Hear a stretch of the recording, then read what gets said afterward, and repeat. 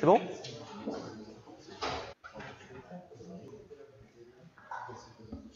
Vous me donnez le go, c'est bon? Ok. On démarre? Bonjour à tous. Merci d'être venus pour ce talk que j'ai intitulé « Moi, je code ma doc ».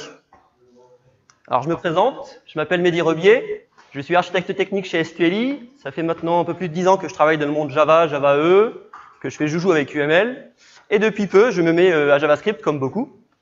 Et ça fait maintenant 1 an que je joue également avec ASCII Doctor et .uml, les 2 outils que je vais vous décrire dans cette présentation. Alors, quand je parle de documentation, je parle de quoi? Eh bien, je parle de tout ce qu'un développeur doit écrire en plus de son code. Alors, des fichiers README, des specs, des conceptions techniques et autres, un rapport de stage, s'il y a des stagiaires dans la salle. Et donc, souvent, on a 2 choses à faire. On a le grand écart entre je dois produire du code, avec tout ce qui va derrière, comme élément, et de l'autre côté, je dois écrire de la doc. De la doc, qu'est-ce que j'ai mis comme exemple? La suite Office, des fichiers UML, parce qu'on nous a appris à l'école qu'il fallait faire de l'UML, avec des modelers. Et donc, c'est 2 éléments qui ont des cycles de vie différents. Côté code, on a plutôt des outils type Git, où on gère proprement des versions. Alors que côté à gauche, la doc, c'est souvent des fichiers qui se baladent sur un répertoire, et on a la technique de versionning copier-coller suffixé, c'est-à-dire je prends un fichier, je le suffixe v1.1, v1.2, ainsi de suite. Bon, c'est pas très professionnel, on va dire. Et donc, moi, ce que je propose, c'est ça, c'est de dire que votre documentation, c'est du code. Ma doc hérite de code. Alors, pour faire ceci, je remplace, on va dire, la suite Office, pour simplifier, par de l'ASCII doc, et tout ce qui est modeling UML par du plant UML. J'ai rajouté pour le fun, en haut, une interface documentation pour dire que finalement, tout est documentation, votre code également est de la documentation. Alors avant, je croyais au MDA, Model Driven Architecture, parce que j'étais évangéliste sur le sujet, formateur UML. Le modèle, c'est ce qui fait foi. On va prendre du temps, on va faire un joli gros fichier UML avec un modeler qu'on paye cher, pour finalement, de ça, générer à la fois la doc et le code. Alors ça, on va dire, c'est anti-collaboratif, parce que le fichier est souvent dans un format lourd, difficilement versionnable, et je préfère coder que modeler, modéliser. Maintenant, je crois au fichier plat, faisons simple, collaboratif et idéalement sous Git. Alors, petite pub SQLi, on a une réflexion sur les outils nécessaires sur un poste de développeur. En gros, avant, on avait ça, on va dire. Surtout les 2 derniers à retenir, Office est notre modeleur préféré, Enterprise Architect. Et là, on est en train de migrer vers ça, c'est-à-dire on va essayer d'écrire toute notre documentation en ASCII doc, la partie UML en plant UML, et puis j'ai rajouté une baleine, on va y revenir juste après. Alors, un bref rappel, pour ceux qui n'étaient pas là juste avant pour le talk de Benoît, sur ASCII doc, qu'est-ce que c'est? ASCII doc, c'est un langage de balisage léger. On va écrire des documentations dans des fichiers plats, et à partir de ces fichiers, on va générer des documents. Donc c'est assez ancien maintenant, ça date de 2002, il y avait un processeur en Python, à savoir que vous pouvez écrire des fichiers ASCII doc qui sont automatiquement interprétés sous GitHub et GitLab. ASCII doc, c'est pas pour rire, c'est vraiment utilisé. Exemple, Spring, sa doc est faite en ASCII doc. L'idée principale, c'est le contenu avant la forme. Je m'occupe de contenu de mes fichiers plutôt que de savoir si c'est la police 3, 7, 12, on s'en fiche. Et à une source de ASCII doc, on a une phase de compilation pour générer différents artefacts type PDF, HTML ou autres. L'exemple classique, c'est celui-là. Un titre niveau 1, niveau 2, des bullet points, ainsi de suite, avec un rendu, on va dire, plutôt sympa, sans trop d'efforts. Et ASCII Doctor, par rapport à ASCII doc, c'est quoi? C'est une réimplémentation de la partie Python en Ruby. Donc je vous invite à aller voir le site ASCII Doctor qui est très bien fait, avec une doc, évidemment, en ASCII doc. Open source, une communauté, quelque chose de très actif. Donc il y a vraiment un essor dans l'outillage. On peut également ajouter des images, des vidéos, du code source. Tout à l'heure, je parlais de cycle de vie. Plutôt que d'écrire votre code Java ou JavaScript, tout ce que vous voulez dans votre ASCII doc, faites plutôt référence à votre fichier JS qui est présent dans votre repository. Vous pouvez comme ça lier le cycle de vie de votre doc au cycle de vie de votre code. On peut également inclure d'autres fichiers ASCII doc, c'est l'intérêt, hein. On découpe. Personne n'écrit une grande classe de plusieurs milliers de lignes, donc personne n'écrit un grand fichier doc de plusieurs milliers de lignes. On découpe.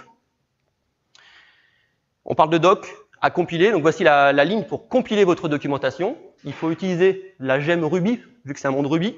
ASCII Doctor suite de votre nom de fichier pour votre artefact de sortie. Donc, version simple en haut, version plus compliquée en bas. Donc ça veut dire qu'il faut installer ça. Ou alors mieux, n'installez rien du tout. Il y a un conteneur Docker qui vous fait le travail. Donc passez par ce conteneur. Vous pouvez générer comme ça en entrée donc votre ad hoc et générer votre HTML. Évidemment, plein d'autres choses, mais à retenir sur ASCII-Doc et ASCII-Doctor, c'est simplicité et productivité. Le but, c'est d'être plus rapide pour produire de la documentation. Maintenant, PlantUML, qui est le pendant côté modélisation UML, c'est le retour du fichier plat pour l'UML. Avant, l'UML, c'était des gros modeleurs avec des fichiers lourds, riches, qui stockaient à la fois la donnée et la partie représentation graphique. Alors que là, on fait le choix de déléguer cette partie pénible à PlantUML. Nous, on n'écrit que le contenu. Projet open source, qui est relativement vivant. Vous pouvez générer des PNG, des SVG. Donc, l'exemple classique, c'est celui-là. Vous faites un fichier PlantUML avec StartUML, EndUML. Vous listez vos éléments, donc ça, c'est un diagramme de classe, et vous dessinez les liens entre vos éléments. Donc là, j'ai mis un lien de composition, une association, une implémentation d'interface. Donc c'est relativement simple. Et en bas, vous avez le rendu graphique. Vous pouvez évidemment tuner les couleurs, les positions. Par défaut, laissez faire PlantUML. L'algo de placement est plutôt pas trop mauvais. De la même manière, il y a une phase de compilation. Donc de votre fichier PlantUML pour générer vos fichiers de sortie, il y a deux façons de le faire. Soit vous passez par le jar de PlantUML, ou mieux, mettez votre PlantUML dans de l'ASCII-Doc, et ASCII-Doc, à travers sa dépendance ASCII-Doctor Diagram, vous permet de générer à la fois la partie documentation et l'image qui correspond à votre PlantUML. Ou encore mieux, n'installez rien du tout, passez par le conteneur Docker, de la même façon, il y a tout ce qu'il faut dedans pour que vous puissiez générer votre documentation sans installation particulière. Pour illustrer un peu plus la partie PlantUML, je vais partir d'un cahier des charges qui est assez simple. Réalisons une conception technique d'une appli web, que voici, qui aura deux écrans, qui fait du live rendering d'ASCII-Doc et PlantUML. Donc là, j'ai mis l'exemple de l'ASCII-Doc. Un input text où je saisis mon code ASCII-Doc. Et le bouton render qui me redonne derrière en sortie l'évaluation de l'ASCII-Doc. Donc voici comment je ferai ma conception technique. Eh bien, on aime bien commencer par des use cases. Donc PlantUML propose ce type de diagramme. Vous pouvez illustrer vos acteurs à travers des deux points là. Lister vos use cases et simplement dessiner le lien, enfin dessiner, coder on va dire, le lien entre acteur et use case. Cette ligne-là vous montre comment faire pour inclure un fichier PlantUML dans de l'ASCII-Doc. On fait également des diagrammes de classe, assez facilement. Bon, on remarque que ça ressemble beaucoup à du Java. Hein. Vous voyez, oui, j'ai mis une include. Vous pouvez, de la même manière que pour l'ASCII-Doc, inclure d'autres ASCII-Doc. Dans du PlantUML, ne mettez pas tout dedans, ça n'a aucun intérêt. Découpez, fractionnez. Vous pouvez inclure d'autres PlantUML dans PlantUML. Allez, on s'amuse, on continue, on fait des interfaces de service. Donc voici ma spec. J'ai un doc service, un PlantUML service qui va me permettre de générer ma documentation. Alors ça, c'est mon préféré. Diagramme de composants. Je vais pouvoir créer des nœuds. Là, j'ai créé un nœud front-end, un nœud back-end. Je liste mes composants à travers des crochets. Bon, évidemment, il y a une syntaxe à appréhender, mais qui est relativement simple. Je vois que je peux les stéréotyper, je peux les aliaser, je peux même mettre des couleurs si je veux. Et une fois que tous mes composants sont déclarés, il suffit juste de dessiner le lien entre ces composants pour dire quoi va vers quoi. Et on a un rendu qui est plutôt pas mal, je trouve. Donc pourquoi s'amuser à payer des gros outils qui coûtent cher pour faire guère mieux que ça? Bon, à vous de voir. Moi, je trouve que c'est sympa de pouvoir avoir un fichier simple, à plat, et d'avoir un rendu ici en SVG ou en PNG plutôt sympa. De la même manière, on continue dans notre documentation, un diagramme de séquence. Je vais lister mes différents participants, et il suffit de dessiner les liens entre chacun, enfin, dessiner plutôt, de coder les liens entre chaque participant pour avoir un diagramme de séquence qui ressemble à ça. Évidemment, plein d'autres choses proposées par PlantUML. Je vous invite vraiment à aller voir le site pour voir la documentation et tout ce qu'on peut faire en un simple fichier plat. De nouveau, comme pour ASCII-Doc, je répète, les mots d'ordre sont simplicité et productivité. Pour terminer cette présentation, je me dis que si je vous montre qu'il y a des fichiers à plat, il faut automatiser le workflow de génération de votre documentation. Si ce n'est pas industrialisé, il n'y aura pas d'adhésion dans votre entreprise. Alors, si on fait de l'ASCII-Doc que pour soi, il n'y a rien à installer, ou plutôt si, un petit plugin sur votre IDE, votre éditeur, votre Firefox ou autre, et vous pouvez directement avoir du live rendering de vos sources PlantUML ou ASCII-Doc. Mais le cas classique, c'est celui-là, vous êtes développeur sur un projet Java, JavaScript, eh bien, vous mettez votre code Java dans du src main Java, mettez votre code ASCII-Doc dans du src main ASCII-Doc, et le workflow de génération sera intégré à votre build Maven ou Gradle ou Grunt, peu importe. Donc vous allez générer votre doc à chaque compilation. J'ai mis deux liens, si vous voulez avoir des exemples tout prêts à l'emploi sur le site d'ASCII-Doctor. Et si je veux aller encore plus loin, vu que je me suis amusé à apprendre la syntaxe ASCII-doc et PlantUML, autant écrire également tous mes wikis dans cette syntaxe-là. Tout à l'heure, Benoît parlait de HubPress. Donc moi, je garde comme contrainte, si je veux un wiki pour mon entreprise, pour capitaliser tout ce qu'on a pu, tout ce qu'on souhaite capitaliser, mes contraintes sont, je veux stocker tous mes ASCII-doc dans un Git. Et je veux maintenant définir où se trouvera le rendu HTML. Alors, je me suis posé la question, est-ce que je monte un serveur Apache qui va venir récupérer tous les HTML générés? Est-ce que je passe par un portail type Confluence? Sachant que j'ai également les contraintes de je veux maîtriser qui a accès à la doc. Alors, comme je disais tout à l'heure, on peut passer par du HubPress, comme montrait Benoît sur le talk précédent. C'est très, très intéressant. Il y a le live rendering donc du ASCII-doc. Donc le ASCII-doc est processé pour avoir du HTML. Malheureusement, c'est forcément sous GitHub. Si je veux pas être en mode public et sans payer, je dois trouver une autre solution pour le stockage. Alors, il y a également le site, l'outillage Hoststruct, qui est dans le monde Ruby, qui permet de générer un site statique et d'activer des plugins d'ASCII-Doctor. Bon, j'ai assez peu joué avec cette partie-là, parce que c'est pas la solution que j'ai retenue. Donc, pour vous illustrer ce que j'ai retenu comme processus, je pars d'un fichier de test. Donc là, c'est un fichier ASCII-doc de nouveau, qui va contenir également du code PlantUML à l'intérieur pour illustrer le besoin. Donc j'ai un fichier qui contient ASCII-doc et PlantUML. Tout à l'heure, je disais que l'ASCII-doc est automatiquement interprété par GitHub ou GitLab. Donc là, si je prends l'exemple de GitLab, si je commit ce fichier ASCII-doc que je vous ai montré juste avant, voici le rendu. Donc la partie ASCII-doc est plutôt bien générée. En revanche, la partie PlantUML n'est par défaut pas générée et pas gérée par GitLab, car il manque l'outillage ASCII-Doctor qui va derrière. Eh bien, je me suis créé mon propre workflow custom qui va me permettre de générer correctement ma documentation. Donc pour ça, je garde un GitLab pour mon stockage et pour l'hébergement du HTML. Je passe par le workflow plugin de Jenkins et le conteneur Docker dont je vous ai parlé juste avant. Donc voici l'état des lieux au départ. J'ai mon stockage dans GitLab, j'ai un job Jenkins qui va se charger de générer la doc, et j'ai un conteneur ASCII-Doctor qui va créer à la volée à chaque besoin de compilation. Et dans GitLab, je vais pas avoir un repo, mais deux repos. Le premier principal, que j'ai appelé monwiki.git, qui va stocker mes sources d'ASCII-doc. Et en revanche, pour la partie HTML générée, je vais utiliser la partie .wiki que propose GitLab, donc un repo lié au premier, qui partagera les mêmes droits d'accès. Toute personne qui voit la doc, qui voit le code, aura le droit de voir le HTML. Et donc, à chaque commit sur le repo monwiki, le job Jenkins va se lancer. Donc, je vais décrire ce job à travers une description Groovy, et je vais décrire l'enchaînement des étapes pour générer ma doc HTML. Donc, rien de mieux qu'un bon diagramme d'activité pour illustrer un workflow. Donc, finalement, il y a 3 stages qui vont être décrits pour illustrer ma génération de documentation. Je vais faire un git clone de mes deux repos, source et destination. Je vais lancer dans le stage generate le conteneur ASCII-Doctor qui va se charger de générer l'ASCII-doc en HTML. J'ai un fichier dans mon repo destination qui s'appelle index.asciidoc qui sera là juste pour récupérer les liens vers toutes mes pages HTML générées, qui sera remis à jour à chaque fois que je rajoute ou que je modifie un fichier. Et dernière étape, eh bien, je commit dans mon repo destination tout simplement. Et dans ces cas-là, on aura bien le rendu souhaité à travers ASCII-Doctor et PlantUML, car c'est ce qu'on a décidé à travers l'utilisation du conteneur Docker. L'état des lieux à la fin de la génération, le job s'est terminé, il a commité tout dans mon repo destination, le index.asciidoc a été mis à jour avec un lien vers le fichier HTML, qui lui-même a un lien vers le fichier diagramme PNG qui aura été généré à travers la génération du PlantUML. Et ce qui est intéressant, c'est qu'à chaque nouveau commit dans mon wiki, le processus se réenclenche et votre doc est toujours à jour dans le HTML, dans le repo du wiki.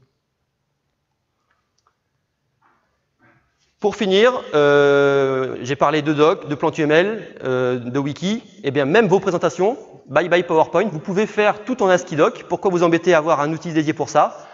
Là, pour cette présentation, j'ai utilisé ASCII-Doctor avec le backend Reveal.js. Vous pouvez le brancher du Deck.js ou d'autres outils que vous voulez. Je suis passé par du Maven plugin.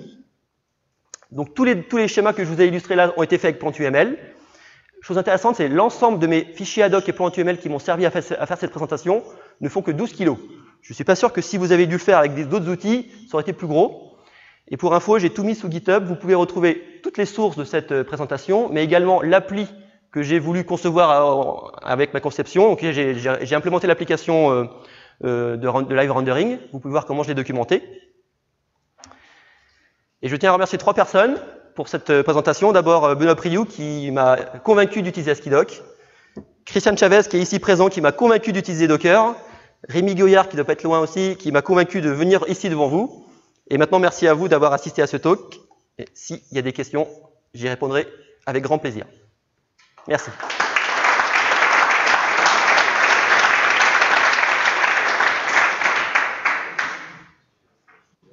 Question. Tout à l'heure, tu montrais qu'on pouvait référencer un fichier JS depuis la doc. Et Yes. l'inclusion des lignes, j'ai l'impression que ça a l'air plutôt intéressant. Par Yes. contre, si je commit, si je change mon fichier de source. Ah, très bonne question, je le savais. En fait, effectivement, là, il y a deux choses. On va dire, il y a deux positions, bon, trois. Soit je copie-colle tout le code Java ou JavaScript. Là, du coup, c'est décorrélé. Bon, du coup, 2 cycles de vie. Mieux, je lis mon fichier JavaScript. Donc là, j'ai mis l'exemple. Je mettais des extraits de ligne. J'aurais pu me dire, je prends tout le fichier. Bon, c'est peut-être pas ce que je veux. Là, j'ai dit, je prends que de la ligne 2 à la ligne 4. Effectivement, si tu as changé ton code et que tu as ajouté un espace dans ton fichier, 2 et 4, c'est plus bon. Tu peux aussi mettre des tags dans ton code, des balises style begin-end pour isoler des blocs de code. Alors certains me diront, oh là, mon Dieu, c'est intrusif. Dans ces cas-là, je dis, bah, prends des lignes. Alors, ah bah non, j'aime pas les lignes, alors prends les tags. Et puis sinon, débrouille-toi. Yes. Dans le même genre, comment tu fais, est-ce que ça référence automatiquement l'emplacement des images? Genre, mon image.png, si j'imagine qu'elle est au même niveau que ton... Ouais, tout à fait. Est-ce que ça le prend? Par défaut, le chemin d'accès aux images, alors là je passe par le plugin Maven. Par défaut, il s'attend à ce que toutes les images soient dans un dossier images. Mais tu peux évidemment redéfinir cette variable par défaut de ImageDir. Tu dis, mon ImageDir se trouvera à tel endroit dans mon repository, même une URL externe. Hein. Ça peut être, va dans HTTP quelque part, chercher le dossier des images. Tu peux le paramétrer. En fait, là, j'ai mis des exemples de .val. Ça, c'est une variable custom. Il y a toute une liste de variables proposées par AsciiDoctor que tu peux définir, surcharger. Il y a des valeurs par défaut. En fait, au niveau de la commande de compilation, on peut ici définir -a, des surcharges de propriétés par défaut pour trouver les chemins des fichiers. Yes. Est-ce qu'il existe des outils pour transférer les documents dans un format style Word vers AsciiDoctor? Tout à fait. J'ai vu ça par rapport à Google Doc. Il y a des plugins pour transformer du contenu et générer le AsciiDoc. Bon, j'ai pas trop joué avec, mais effectivement, ça serait intéressant pour ceux qui veulent migrer vers ça, de plus ou moins industrialiser la migration d'un fichier doc vers du AsciiDoc. Je sais qu'il y a des trucs qui existent, mais j'ai pas expérimenté. Est-ce que chez SQL, du coup, les docs elles sont nickel maintenant ou... Tout est nickel. Le but que je sois là, c'est que j'espère que le manager est présent pour justement donner du budget pour qu'on migre toutes les anciennes docs. Non, mais c'est en cours, c'est en cours. Tu constates que c'est mieux... Oui, là, on a un exemple, on a un sujet qui a été initialisé il y a quelques mois, et on a fait le choix, pour tout ce sujet, de tout documenter en AsciiDoc. Donc on part sur tout nouveau projet dans cette philosophie-là, d'industrialiser la documentation. Chose importante aussi que j'ai pas dit, c'est imaginer que votre entreprise change de logo régulièrement. Toute la partie style peut être externalisée. On peut imaginer ici un autre repository là, qui serait mon style, ma charte graphique .git, et à chaque nouvelle modification dedans, ça sera scruté par le job Groovy pour dire je régénère toute ma doc avec ma nouvelle charte graphique, mes logos, et je m'embête plus avec cette partie-là. Donc bon, c'est vraiment pour capitaliser sur tout éventuel changement après coup. Yes. Oui. C'est vrai que pour l'instant, je reste sur la doc, on va dire, purement technique. J'essaie de trouver le bon argumentaire pour dire, chers amis non techniques, faites aussi de l'AsciiDoc. Alors, moi, ce que j'essaie d'initier, c'est pour tout ce qui est reporting de réunion, les CR de réunion. Je vois les gens qui ouvrent un fichier TXT, qui font juste des étoiles, des plus. Je dis, tiens, c'est pas très loin de faire de l'AsciiDoc. Vas-y, essaye d'apprendre les 2-3 symboles de base d'AsciiDoc et créer ça et commit-le quelque part. Mais on sait que committer, c'est pas forcément simple d'accès à tous. L'interface GitLab est intéressante. On peut créer des nouveaux articles facilement. Donc, c'est séduisant de dire, mon interface de saisie, ça sera GitLab et ça sera pas une commande Git. Donc, bon, c'est par ce biais-là que j'essaie de faire prendre le sujet aussi au fonctionnel. Yes. Tu parlais que ça pouvait supporter PowerPoint. Quand tu peux faire des schémas de ce genre. Ça peut supporter PowerPoint? Non, j'ai pas dit ça. Tu pouvais supplanter. Oui. Remplacer PowerPoint par du... Des dessins à faire, des choses comme ça, c'est pas carré. Alors, faire des dessins, je vous ai montré, je le fais avec PlantUML en l'occurrence. Il y a d'autres outillages qui sont liés à AsciiDoc qui permettent de faire des schémas. J'assume qu'on ne pourra pas faire tout ce que vous faites en PowerPoint, c'est assumé. Pareil pour la doc, pareil pour PlantUML, vous ne pourrez jamais faire tout ce que proposent des outils riches, mais c'est assumé. Je préfère en faire beaucoup moins et en faire mieux. Bon. Et dans ce cas-là, Alors, comme je disais, la partie automatisation de la migration, ça, clairement, je ne l'ai pas expérimenté pour aller jusqu'au bout du sujet. Merci à vous.